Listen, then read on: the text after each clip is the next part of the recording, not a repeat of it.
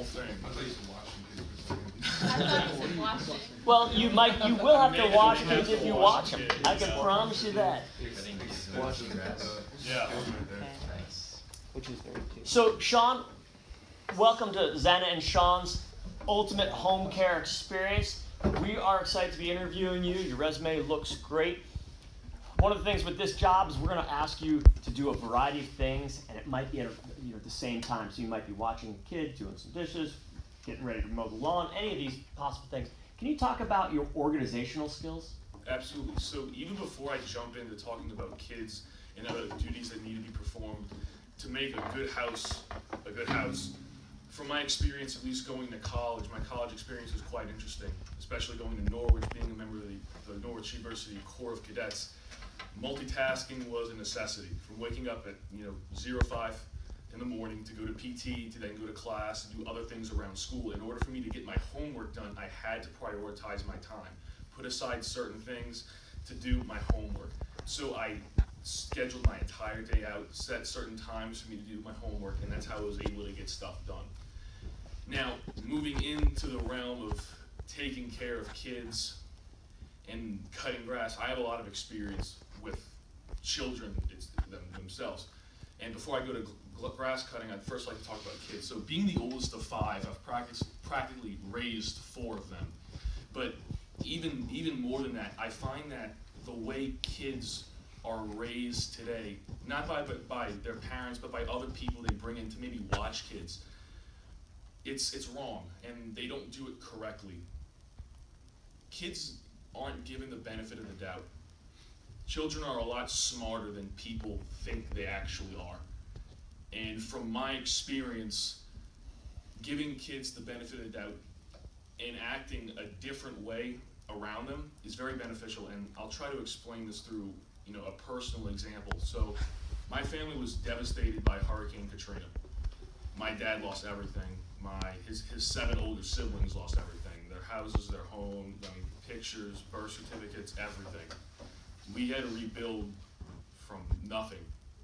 But what held that family together, what gave my dad, my uncle, and everyone else the motivation to get up in the morning and rebuild were their kids.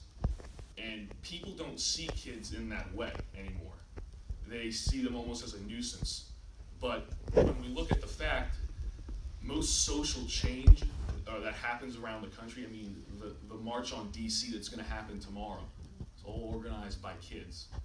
So if we look at kids in that type of way, and not necessarily treat them as adults, because there is a certain way that we still have to treat kids, but give them some sense of, it's hard to explain, but treating kids not like they're babies, treating them and giving them some form of respect, it's a necessity to successfully raise a kid. And I just don't want to be a normal babysitter that puts a kid to bed. I want to be someone that want to build a relationship with that person and try to help them in the best way I can. So to make your business a better one, and hopefully to bring more clientele to you by bringing a different type of method to watching over kids. Then in the aspect of keeping the house running, again, I have plenty of experience with that.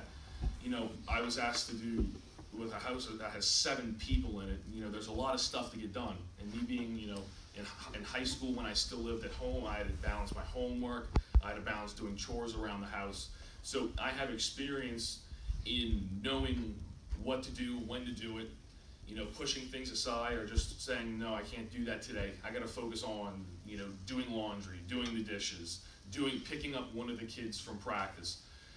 And in terms of actual, grass cutting and doing work around the house, this was my life when I was growing up. My dad's very old school. He absolutely hates technology.